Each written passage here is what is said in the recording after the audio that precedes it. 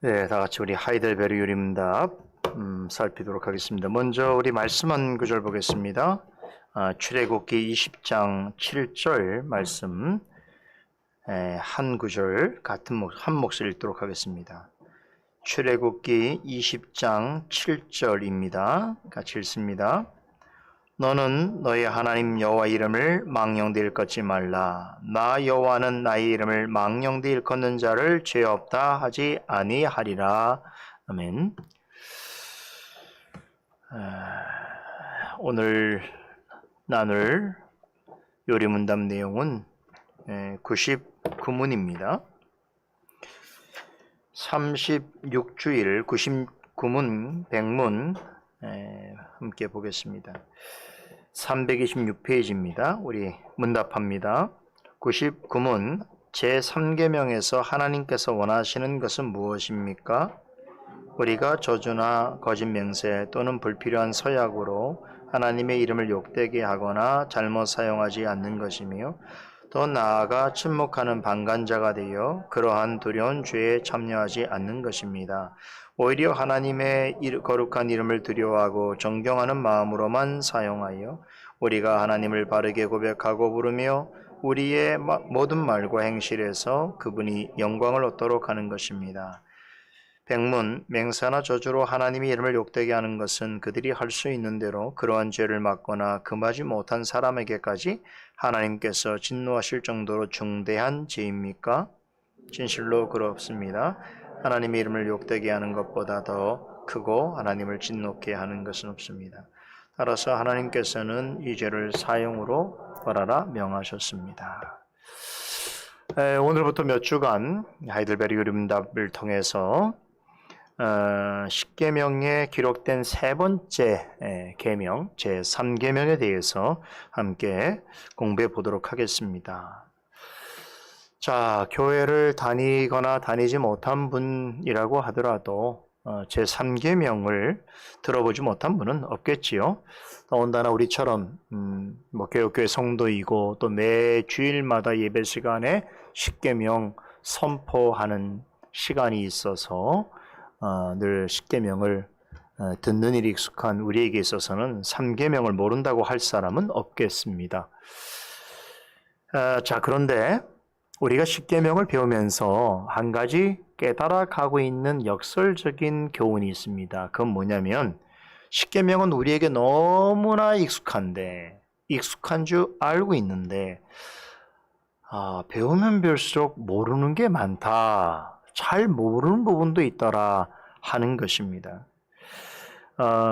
그 대표적인 예가 유대인들이겠죠. 유대인들은 모세가 기록한 구약의 처음 5권의 성경, 즉 모세 5경을 정경으로 봤습니다. 성경 중에 성경이에요.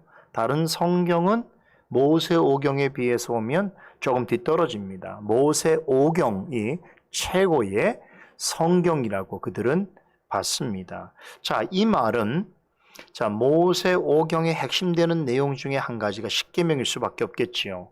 그래서 십계명을 모르는 유대인은 생각할 수 없을 만큼 그들에게 있어서 십계명이라고 하는 것은 특별한 율법이고 너무나 중요한 계명입니다.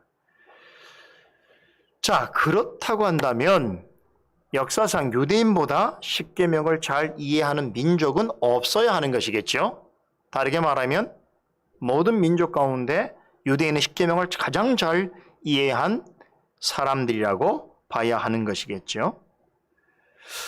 이들은 모세가 하나님으로부터 십계명을 받은 이후에 굉장히 유구한 세월 동안 십계명을 귀하디 귀한 것으로 다루고 그것을 애써 지키려고 노력해 왔습니다. 이 부분에 관하여 보면 역사상 십계명을 가장 살아간 민족이다, 이렇게 우리가 평가할 수 있고, 또 한간에는 유대인들이 이렇게 잘 되는 것은 아까 십계명을 잘 지키기 때문이다 라고 하는 그러한 약간 찌라시 같은 그러한 이야기들도 돌곤 하지요. 이 얘기는 유대인과 십계명은 불과 분리의 관계에 있다라고 하는 것을 말해주는 것이겠습니다. 자, 그러면 이런 질문 한번 던져볼까요? 정말로 유대인은 십계명을 잘 이해했을까요?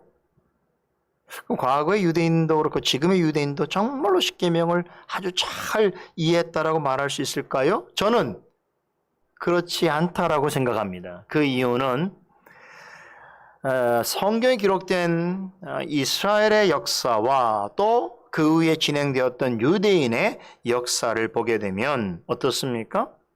그들이 십계명에서 반하는 일들을 너무나 많이 행했다는 것을 볼 수가 있습니다.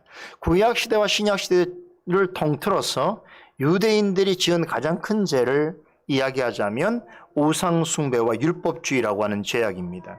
그래서 현상적으로 보면 십계명을 정말로 가까이 하고 소중히 여기는 것 같으나 그러나 만일에 유대인들이 그토록 십계명의 의미를 잘 깨닫고 바르게 지켰다고 한다면 과연 그들의 역사 속에서 이렇게 우상숭배와 율법주의라고 하는 죄악이 그렇게 오랫동안 악순환이 될 수 있겠는가라고 하는 것을 반문하지 않을 수 없는 것이지요.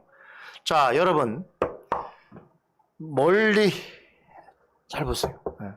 오늘 점심을 너무 맛있게 드셨던 것 같아요. 여러 가지를 막 이렇게.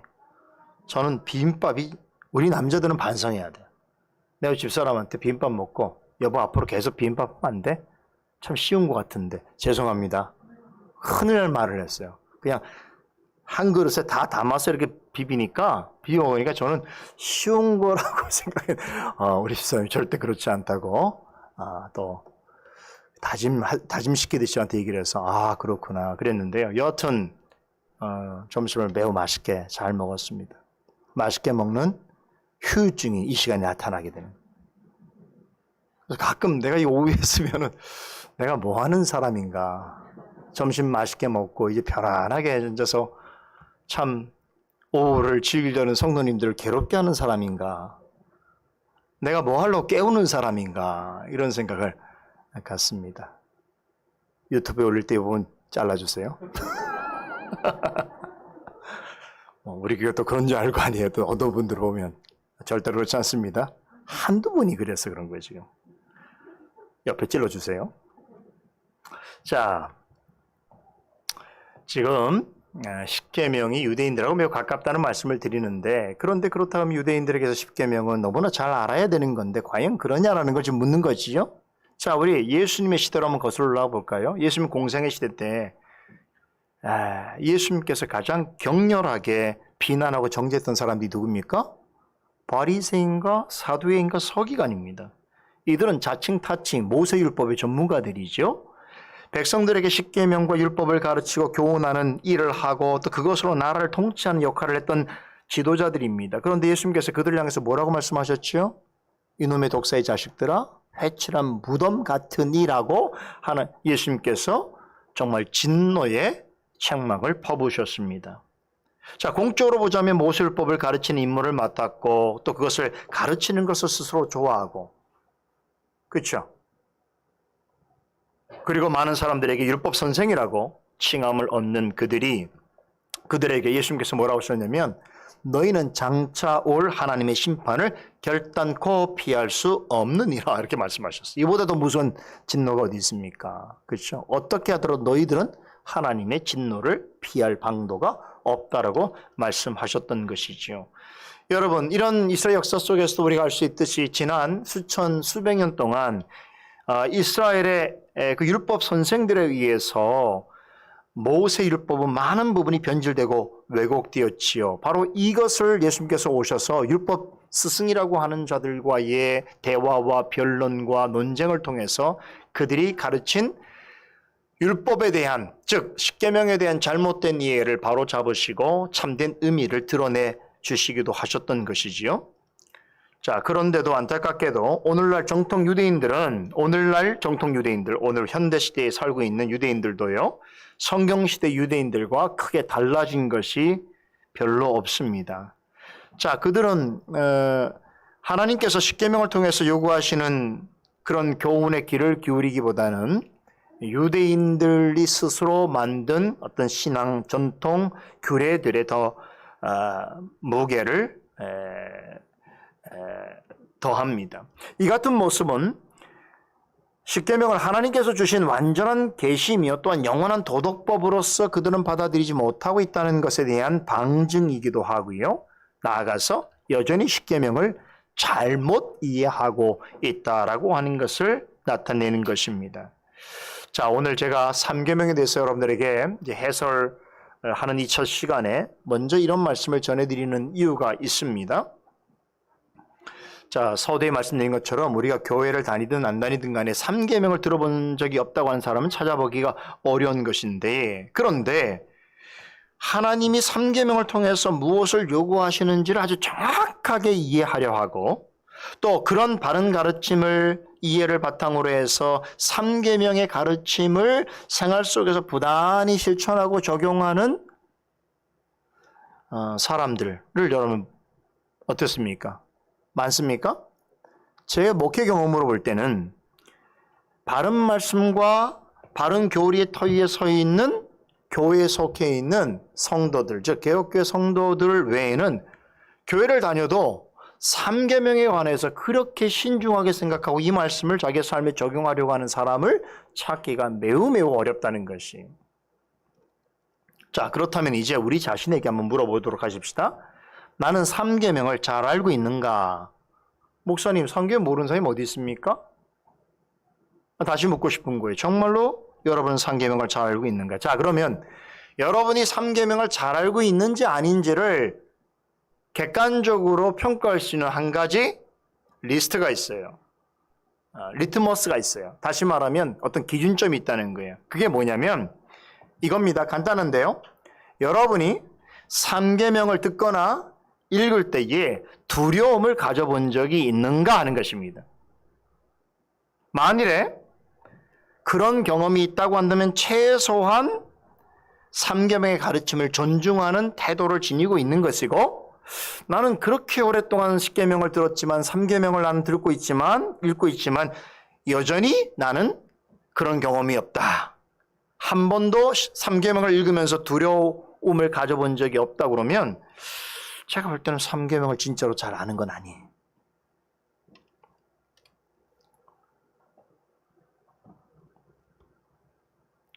자, 그렇다면 아마 여러분들은 저에게 이런 질문을 하고 싶을 것입니다. 왜 삼계명을 아는 데 있어서 삼계명을 잘 아는지 모르는지를 판단하는 기준을 왜 두려움으로 이야기하는가? 무엇 때문에 목사님은 그런 기준을 제시하는가 하는 것입니다. 자, 우리 삼계명 다시 한번 읽어볼까요? 읽어보면 압니다.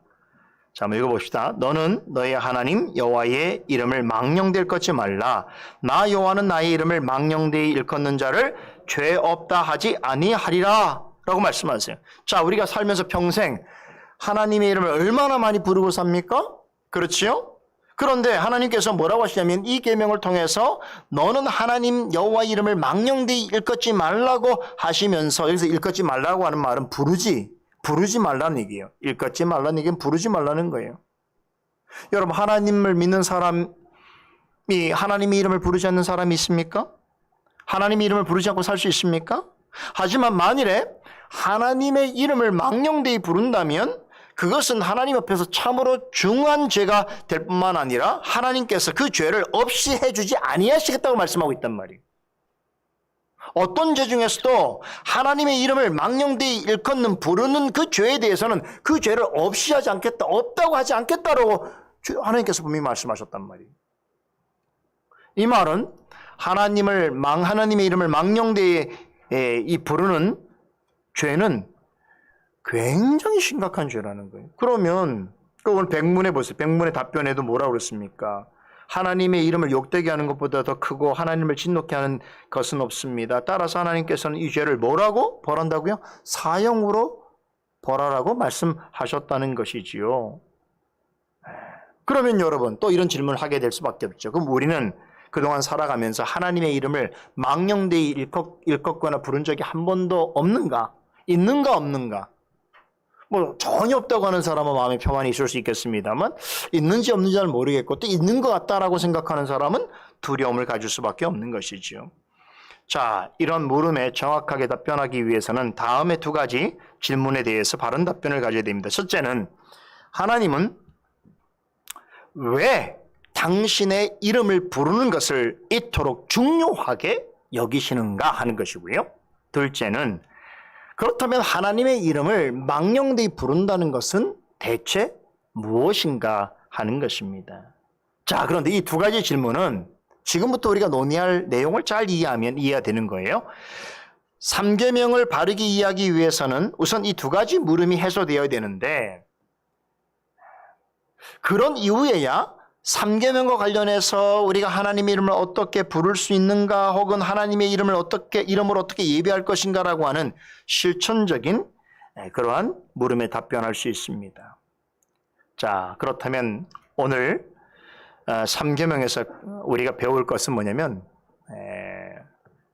3계명에서 가장 중요하게 취급하는 게 뭡니까? 하나님의 이름이죠. 자, 그럼 이제 하나님의 이름을 우리가 한번 생각을 해봐야 될 텐데요. 이 말은 우리가 하나님의 이름에 대해서 바른 이해를 가질 수 있다면 3계명에서 왜 하나님의 이름을 두 번이나 언급하면서 이토록 중요하게 다루는지에 대하여서 자연스럽게 이해할 수 있게 될 것이기 때문입니다. 자, 오늘 이 설명을 드리고 제가 다음 시간에는 하나님의 이름을 망령되이 부른다는 것이 무엇인지에 대해서 말씀을 전해드리도록 하겠습니다. 자, 오늘의 모든 내용은 하나님의 이름이에요. 하나님의 이름에 대해서 얘기할 건데요. 잘 들으셔야 돼요. 왜냐? 여러분들이 어떤 분은 한 번도 듣지 못한 이야기를 제가 오늘 드릴 수도 있어요. 과연 그런가 아닌가? 잘 들어보세요.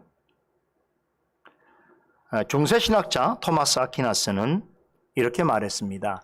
하나님이 어떤 분인지를 알려면 하나님이 어떤 식으로 이름 불려지는지를 반드시 고찰해야 한다 라고 했습니다. 자, 하나님이 어떤 분인지를 알려고 하면 하나님이 어떤 식으로 이름 불려줘야 되는지를 반드시 알아야 한다라고 하는 이 말은 굉장히 중요한 명제입니다. 왜냐하면 우리는 하나님을 믿는다고 할 때 하나님의 이름을 믿는다고 말하고, 하나님 부른다고 할 때 하나님의 이름을 부른다고 하는 것이니까, 그렇죠? 적어도 하나님의 이름은 하나님의 존재와 뗄래야 뗄 수 없는 관계를 가지고 있다는 것이죠. 자, 이름에 대해 생각해 볼 때 무엇이 무엇인가를 나타내는 게 이름이지요. 자, 여기에 제가 사과 하나가 있다고 생각해 보십시다. 자, 사과를 가리키면서 제가 여러분들에게 이게 뭡니까? 라고 물으면 여러분 다 같이 뭐라고 대답할 겁니까? 사과라고 대답할 것입니다. 근데 이 얘기는 사과의 이름은 사과이기 때문인데요. 즉, 사과라고 하는 이름은 사과가 아닌 어떤 다른 것들과 구별해 주는 성격을 가지고 있습니다. 그러니까 배나 참외나 수박이나 그 외의 다른 어떤 과일들을 우리는 사과라고 부르지 않습니다. 그 얘기는 사과만이 가지고 있는 특성이 이 과일에게만 있기 때문에 우리는 이 과일에게만 사과라고 부르는 것입니다. 자, 세상에 존재하는 이름이라는 것은 바로 이런 성격이 있다는 것이지요. 우리가 어떤 것에 대한 고유 이름은 그 고유한 무엇이 고유한 특성을 가지고 있기 때문에 그렇게 부르는 것입니다. 자, 하나님의 이름도 그런 성격이 있는 거예요. 자, 구약 성경에 보면 하나님을 가리키는 일반 명칭이 엘이라고 하는 이름인데요. 자, 이 엘이라고 하는 단어를 히브리 단어인데 이 단어를 헬라어로 번역한 것이 데오스입니다. 데오스. 이 데오스를 우리말로 번역하게 되면 하나님이 되는 것이에요. 개신교에서는 하나님이고 로마 천주교에서는 하느님이라고 불러요. 그러니까 사실 한 말이 나왔다고 보시면 돼요. 하나님을 가리키는 일반 명사가 A라고 하는 단어인데 말인데 그 말이 신약에서는 데오스고 그리고 영어로는 뭘까요? God이고 우리말로는 하나님인 것이죠. 자, 그런데 우리는 성경에 이외에도 여러 하나님을 가리키는 이름이 있다는 걸 우리는 잘 알고 있습니다. 예를 들어서 엘로힘, 엘리온, 엘샤다이, 엘올람 이런 말들이 있는데 이 말들은 다 어디에서 파생됐겠습니까? 엘이라고 하는 말에서 파생된 것이. 그러니까 엘이라는 게 하나님이라고 그랬죠? 그러면 엘이라고 하는 말에 파생된 하나님의 이름은 하나님이 어떤 분이시다라고 하는 것에 대한 설명이에요. 예를 들면 엘로힘은 하나님은 권능이 있으신 분이다. 엘로는 하나님은 지극히 높으신 분이시다. 엘샤이드는 하나님은 전능하신 분이시다. 엘올람은 하나님은 영원하신 분이시다라고 하는 것을 나타내는 것이죠. 그러니까 하나님에 대한 보충적인 설명인 것이죠. 자, 그러면 지금 이야기한 여러 가지 이름은 엘이라고 하는 이름에서 파생된 하나님의 이름은 누가 준 것입니까? 하나님이 직접 주신 겁니까? 나를 엘로힘이라고 불러라, 나를 엘샤다이라 불러라, 나를 엘올람이라 불러라. 성경이 그렇게 말씀합니까? 아니에요. 성경에 나오는 이 많은 하나님에 대하여 설명하는 이름들은 누가 지은 겁니까? 누가 붙인 겁니까? 히브리 사람들이 붙인 거예요. 자, 히브리 사람들 중에서도 39권의 성경을, 구약 성경을 기록한 사람들이죠. 이들이 성령의 영감 가운데서도 잘 이해하셔야 돼요. 자신들의 삶 속에서 종교적이고 일상적인 그런 삶 속에서 그들은 하나님이 어떠하신 분이신가를 경험했습니다. 그래서 그들이 경험할 때, 하나님은 권능이 많으신 분이구나. 그래서 엘로힘. 하나님은 지극히 높으신 분이구나. 그래서 엘론. 하나님은 전능하신 분이시구나. 그래서 엘샤다이. 하나님은 영원하신 분이시구나. 그래서 엘올람이라고 하는 말을 붙이게 된 것이죠. 즉 하나님에 대한 이러한 명칭들은 하나님에 대한 이해를 하나님에 대한 이해와 경험을 바탕으로 히브리 사람들이 하나님에게 붙여준 이름이에요. 하나님의 이름으로 붙여준 것이란 말이에요. 하나님이 직접 계시한 이름이 아닙니다.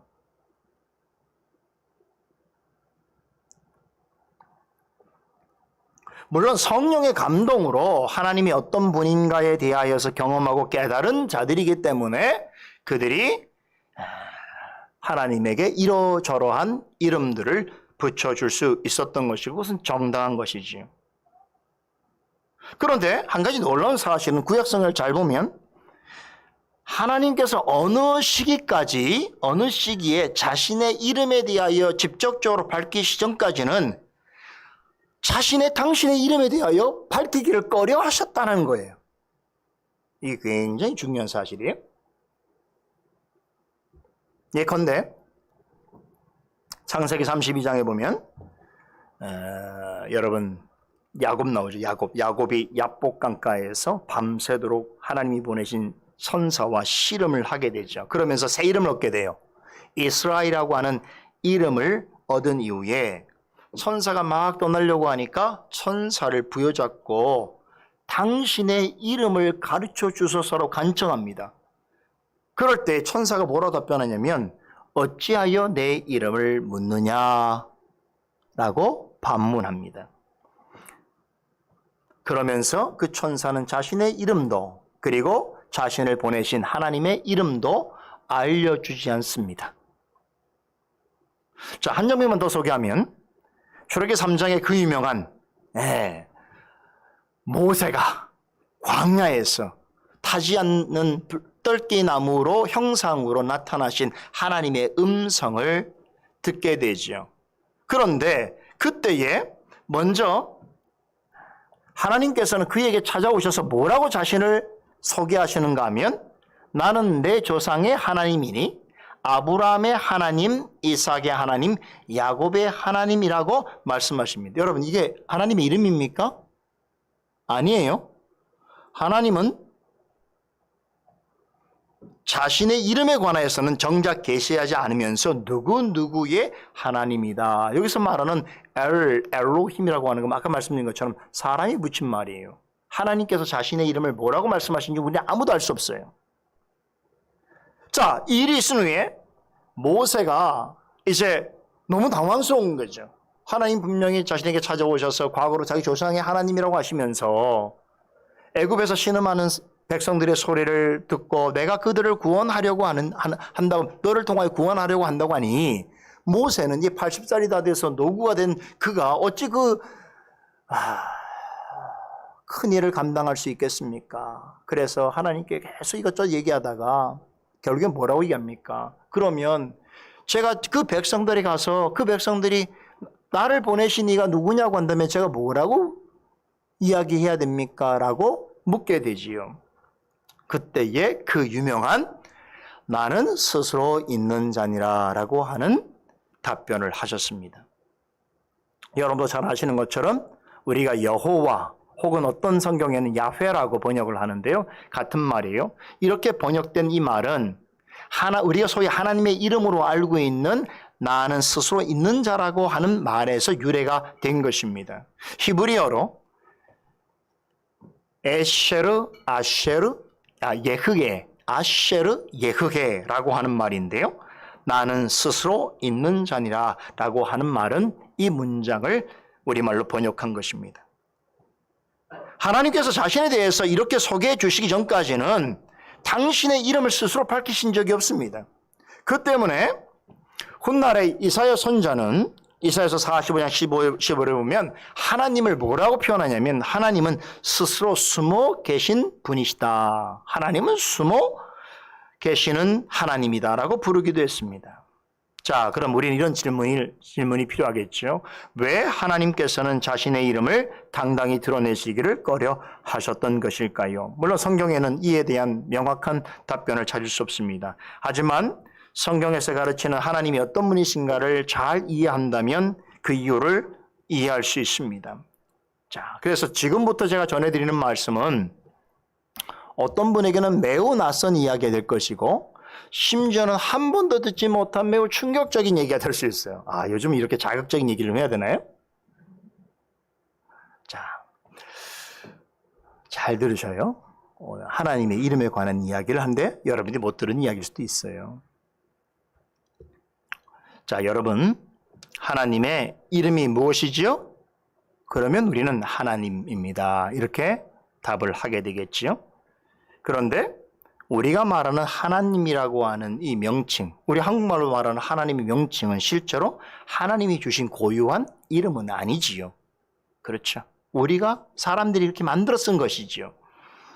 앞서 설명해 드린 대로 하나님은 성경에 하나님을 가리키는 일반 명칭인 엘이라고 하는 히브리어 단어를 번역한 것입니다. 자, 그러면 구약 성경에 하나님이라고 그렇게 번역한 엘이라고 하는 이 단어는 그럼 하나님이 직접 주신 것인가? 아니에요. 엘은 놀랍게도 구약 성경이 기록되던 고대 근동 시대의 모든 신들을 지칭하는 명칭이었습니다. 그러니까 이스라엘 주변에 있는 모든 이방 나라들의 종교도 있고 또 그들의 신도 있지 않았겠습니까? 그런데 그들이 자신들의 신을 언급할 때에 일반 명사로 엘이라는 단어를 썼던 것이. 그러니까 그들이 사용하는 엘은 그들의 신을 가리키는 것이고 유대인들이, 히브리인들이 우리가 믿는 하나님을 말할 때는 그 이름을 가져다가 여호와 하나님이라고 생각하게 된 것이죠.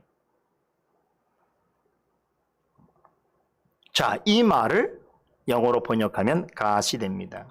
자, 기독교에서는 다른 종교들하고 구별하기 위해서 이 갓이라고 하는 단어를 사용할 때 주의하지요. 여호와 하나님을 가리킬 때는 영어로 God라고 하는 이 말에 맨 앞자인 G라고 하는 이 단어를 반드시 뭘로 씁니까? 네, 대문자로만 써야 돼요. 그리고 다른 종교에서 말하고 있는 God, 갓은 그 첫자를 뭐로 씁니까? 소문자로 써서 이 구별을 통해서 뭡니까? 우리가 믿는 하나님은 이런 분이시다라고 우리는 구별을 하게 되는 것이죠. 자, 그러니까 이 갓이라고 하는 말은 우리가 하나님을 하나님으로 불러야 하니까 이런 이름이 필요한 것이 발생하게 된 것이지 실제로 하나님에게는 사람처럼 부르는 이름이 있다 없다? 없습니다. 하나님 자신에게는 사람처럼 부르는 이름은 없습니다. 목사님 무슨 말이죠? 우리가 여호와 하나님이라고 부르지 않습니까? 그런데 아까 제가 여호와 하나님이란 말은 사람이 만든 게 분명한 거고 여호와라고 하는 말은 어디서 나온 거라고 그랬어요?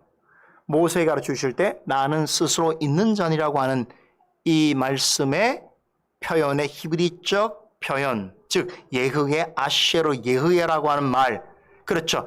이 말에서 어떻게 한 거예요? 모음가를 붙여서 만들어진 말이라는 것이죠.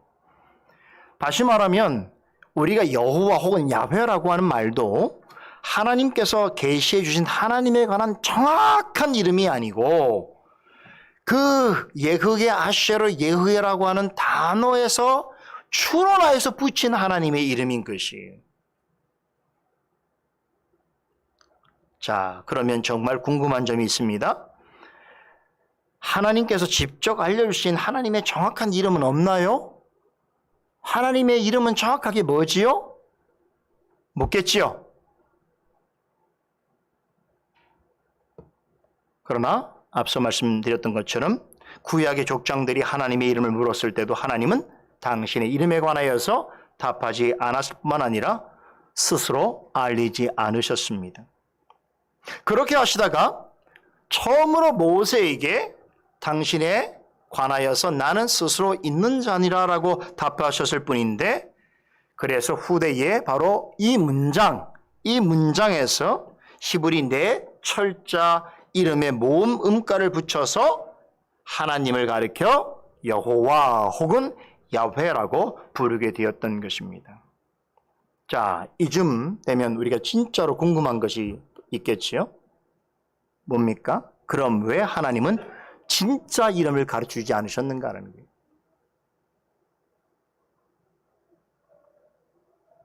정확한 답변은 뭔지 아세요? 하나님은 정말 왜 우리에겐 다 이름, 모든 사물의 이름이 있는데 하나님은 하나님 당신에게 부를 이름을 왜 사람의 이름이나 사물을 지칭하는 이름처럼 가르쳐주지 않으셨는가? 답은 하나님에게는 이름이 없기 때문입니다. 공포와 충격. 오늘 무슨 얘기죠? 잘 들으셔야 돼요. 하나님에게는 우리와 같은 이름이 없어요. 하나님의 이름 없으니까 하나님 이름을 물으면 가르칠 수가 없는 거예요. 자, 더 정확하게 말하겠습니다. 하나님에게 이름이 없다는 것은 다른 의미로는 하나님에게는 그와 같은 이름이 필요치 않다는 뜻입니다.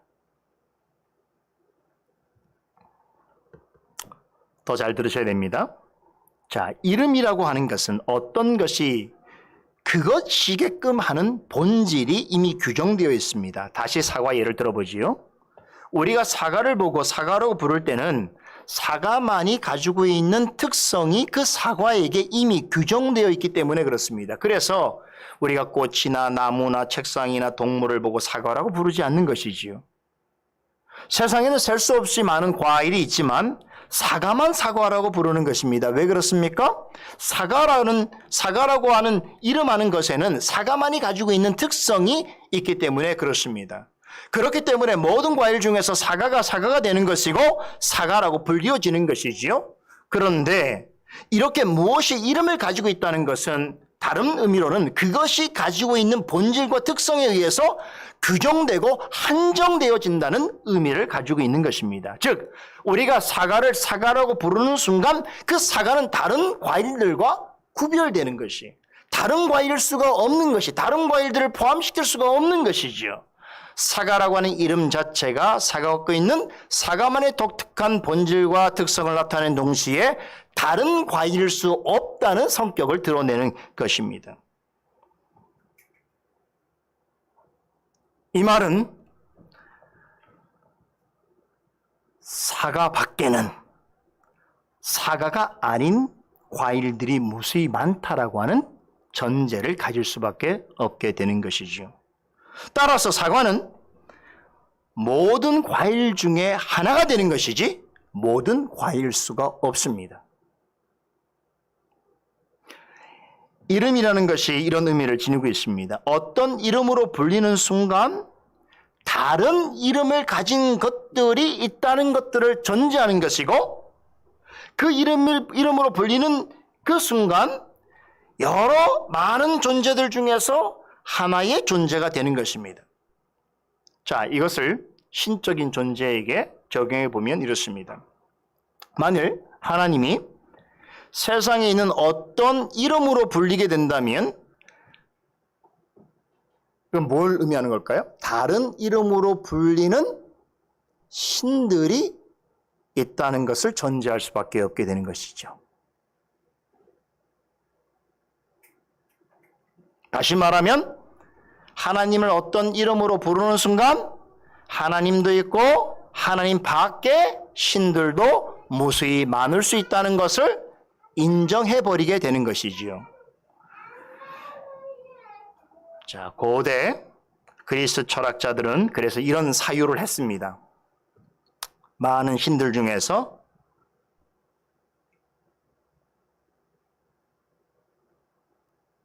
이름을 가진 신은 절대로 참되고 유일한 절대자가 없다라고 그들은 사유하게 된 것입니다. 왜 그런가 하면 참된 신이라고 한다면 유일해야 되고 유일한 신이라고 한다면 만물 가운데 속하여 있는 하나의 존재에 이어서는 안 된다고 봤기 때문에 그렇습니다. 이거를 좀 어려운 말로 참되고 유일한 신은 모든 존재하는 것들의 궁극적인 원인으로서 있어야 되지 그 원인이 배출한 하나의 특정한 존재로 있으면 참되고 유일한 신이 될 수 없다는 말이지요. 이해되십니까? 오늘 철학적인 얘기예요. 그죠? 이런 사유도 우리에게 필요한 거예요. 옛날에 신학자들이 이런 사고를 했단 말이에요. 자, 다시 한번 예를 한번 들어보겠습니다. 자, 제가 허공에다가 이만한 큰 원을 그린다고 생각해 봅시다. 제가 이 원을 이렇게 그리고 이 원을 가리켜서 A다라고 이름을 짓는다면 제가 원을 이렇게 그리는 순간 뭐가 됩니까? 원 밖에 또 다른 존재가 있다는 것을 의미하게 되는 것이죠. 만약에 우리가 다 힘을 모아서 지구상에서 가장 큰 종이를 하나 다 갖다 놓고 거기에다가 정말 엄청나게 큰 원을 그린다고 생각해 봅시다. 원을 그린다는 것은 그 원이 아무리 크더라도 그 밖에 또 다른 것이 존재한다는 것을 필연적으로 인정할 수밖에 없게 되는 것이죠. 지구라는 원이 있다고 하더라도 지구 밖에 얼마나 광대한 우주가 있습니까? 그 원으로는 우주를 다 담을 수가 없는 것이지요. 자, 이게 무슨 말인가 하면 자, 세상에 존재하는 모든 존재는 다시 세상에서 이름으로 존재하는 모든 존재는 바로 이러한 유한성과 한계성을 명확히 가지고 있다는 거예요. 어떤 존재가 그 이름으로 불리는 순간 그는 그 이름 외에 다른 존재들 중에 하나일 수밖에 없는 유한적이고 한계성이 있는 존재가 될 수밖에 없다는 뜻입니다. 이해되시죠? 자, 그러면 하나님은 어떤 분이십니까? 우리가 알고 믿고 있는 하나님은 어떤 분이십니까? 그것에 대해서 우리 소유리문답 배웠죠? 우리 소유리문답 한번 볼까요? 소유리문답 4문답 보십시다. 한번 보세요. 하나님은 어떤 분이신가?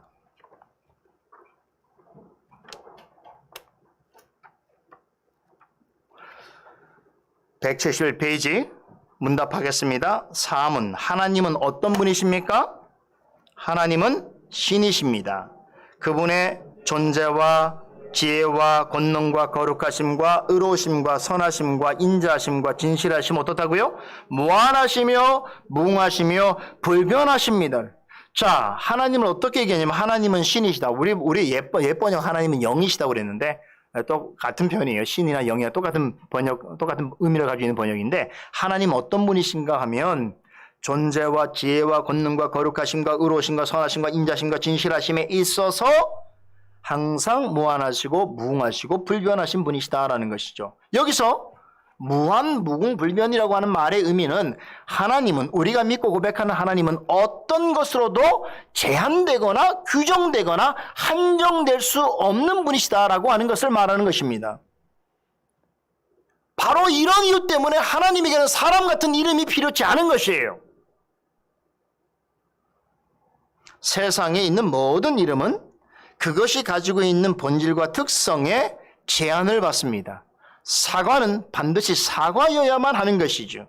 아무리 큰 원도 다른 것을 모든 것을 다 담을 수가 없습니다. 그러나 하나님은 어떤 분이시라고요? 무한하시고 무궁하시고 영원하시다는 뜻이에요. 불변하십니다. 이 말은 하나님은 어떤 것에도 제한을 받지 아니하신다는 의미입니다. 세상에 있는 어떤 이름도 무한하시고 무궁하시고 불변하신 하나님의 존재를 완벽하게 규정하거나 제한하거나 표현할 수가 없습니다. 이게 인간의 한계, 인간이 가지고 있는 표현의 한계이고 인식의 한계이고 정확하게는 언어의 한계입니다. 인간이 사용하는 하나님에 관한 어떤 이름도 하나님의 존재 자체를 완전히 담고 표현할 수가 없습니다. 그래서 하나님께서는 세상에 있는 어떤 무엇으로도 이름을 밝히지 아니하시고 자신의 이름을 물을 때 뭐라 답하셨어요? 예흑의 아셰르 예흑이라고 답하셨어요. 그 이름을 묻는데 당신은 누구입니까? 라고 하면 이름을 답해야 되는데 나는 스스로 있는 자니라 라고 말했단 말이에요. 여기서 예흑의 아셰르 예흑에는 이런 말이에요. 나는 당신의 이름이 뭡니까? 그러면 우리는 내 이름에 관한 내 이름을 대답해야 되는데 하나님께서 뭐라고 말씀하셨어요? 나는 있다. 나는 존재한다. 신학적으로 말하자면 나는 현존한다라고 답변하셨습니다. 여기에는 아주 깊은 의미가 있습니다. 자, 하나님은 창조된 존재가 아니시지요? 누구에 의해서 만들어진 존재도 아니십니다. 영원 전부터 영원까지 현존하시는 분이시지요? 그래서 하나님은 존재자나 존재물이 아니라, 잘 들으세요. 존재자, 빠지면 어떤 것에 의해서 만들어진 존재자나 그렇게 생겨진 존재물은 존재 그 자체가 아닙니다. 하나님은 누구에 의해서 만들어진 존재자나 그 결과로 있게 된 존재물이 아니라는 것이에요. 그리고 하나님은 어떤 분일 수밖에 없냐면 그냥 존재 그 자체여만 하는 것이에요.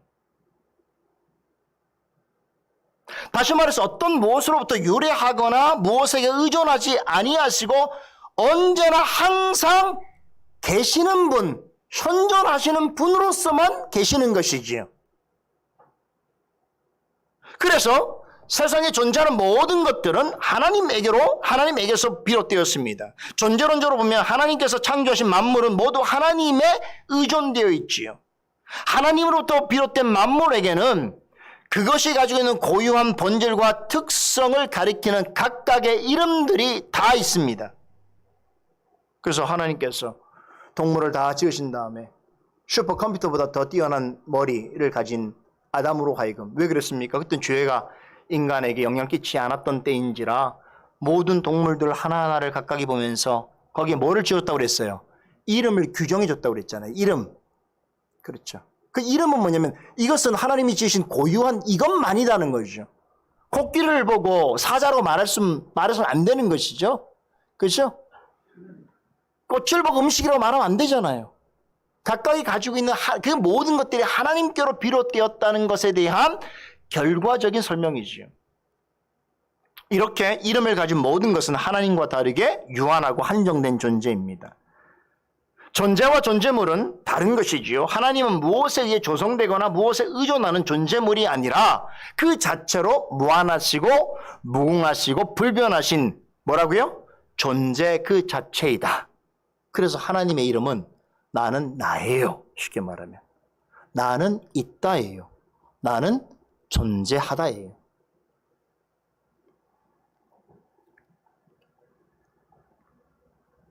그러면 세상에 이렇게 존재 그 자체로 있으면서 모든 존재하는 것들을 존재하게 하고 그 모든 존재하는 것들을 다 알고 다 담고 다 판단할 수 있는 존재는 누구밖에 없어요? 오직 하나님밖에 없는 것입니다.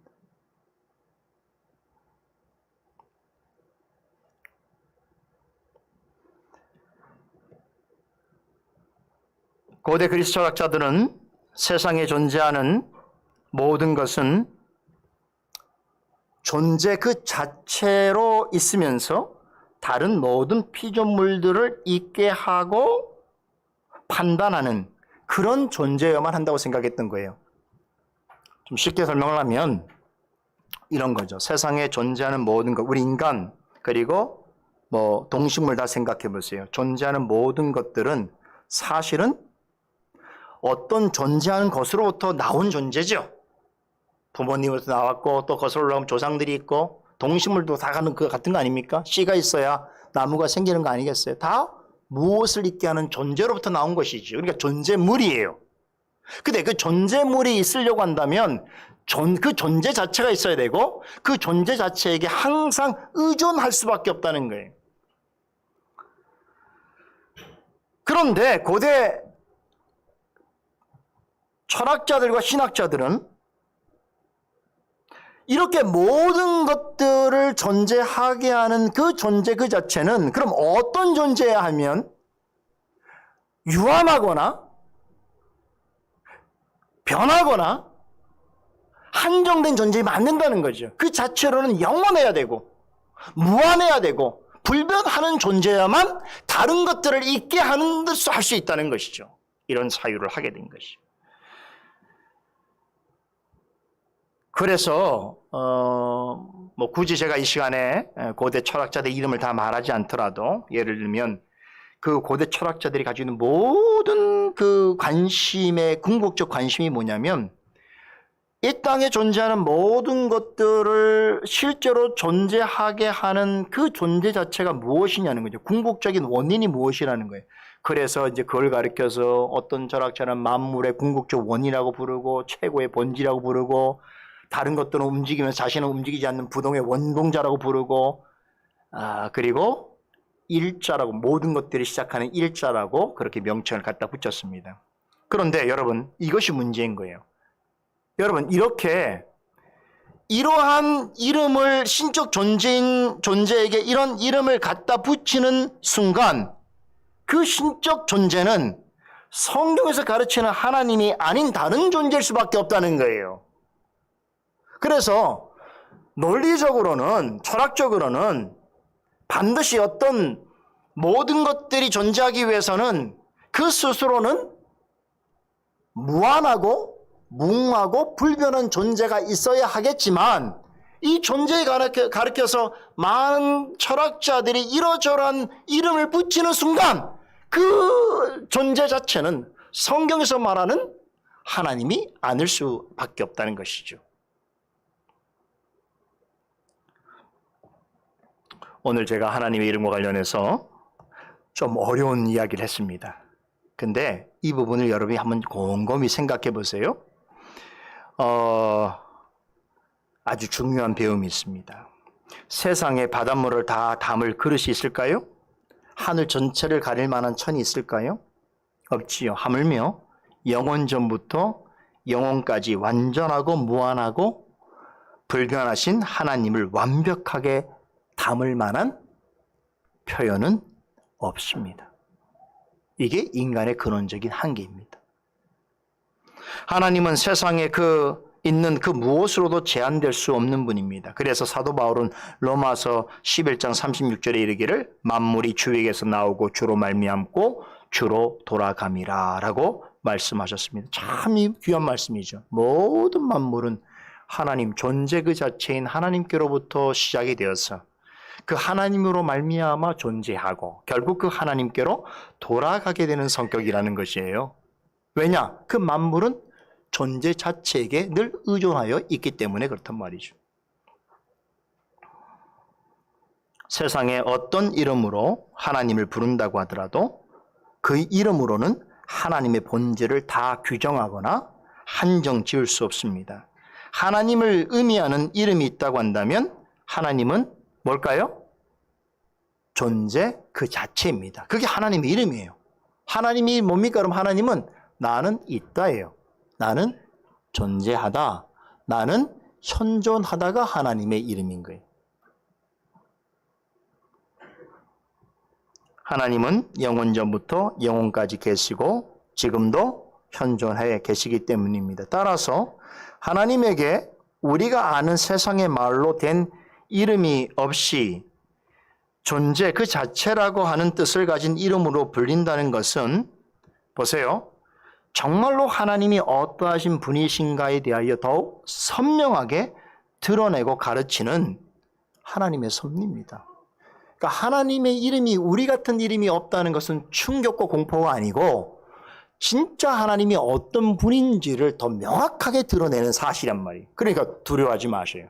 그렇다고 한다면 우리는 지금 부르는 하나님의 이름은 무엇인가? 하나님의 섭리 가운데 우리에게 허락하신 하나님을 지칭하는 단어인 것입니다. 그래서 그 단어를 통해서도 여러분 보세요. 성경 기자들이 하나님이 세상을 이처럼 하나님께서 태초에 하나님이 천지를 창조하셨느냐 할 때 모세가 하나님이 이렇게 말했을 때 하나님이 자 모세야 지금 내 이름을 네가 받았어? 자 하나님 엘로힘이라고 부를 테니까 받았어? 이렇게 해서 주어진 이름입니까? 그게 아니에요. 하나님의 어떠하심을 그가 말씀을 통하여 깨달은 다음에 사람들이 사용하고 있는 용어 그 단어 중에 말 중에서 하나님께 가장 적용하기에 좋은 말을 성령 영감을 통하여 어떻게 한 거예요? 그것을 픽해서 거기다 쓴 거예요. 그렇죠. 사실 우리가 사용하는 그 단어들은 사람의 단어지요. 근데 그 사람이 결국 성경도 사람의 단어 말로 된 것이니까. 그러니까 사람의 말이 가질 수 있는 유한하고 부족한 면이 있지만 영원하신 하나님께서는 그런 말을 통하여 어떻다고요? 무한하고 무궁하고 불변하신 하나님을 드러내시기에 부족함이 없으시기 때문에 그분이 하나님이신 거예요.